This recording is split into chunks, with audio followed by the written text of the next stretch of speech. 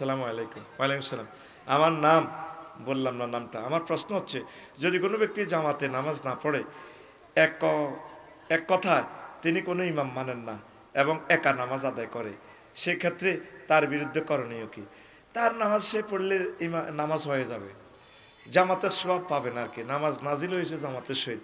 জিবরিল আমিন ইমাম ছিলেন, নবীজি তার পিছে ইক্তেদা করছেন সময় শেখানোর জন্য, নামাজের কাইফিয়ত শেখানোর জন্য। এরপরে গ্রীষ্মকালে একবার পড়েছেন এই আখিরে ওয়াক্ত আখিরে শেষ সময়ে, আর শীতকালে পড়েছেন প্রথম সময়ে।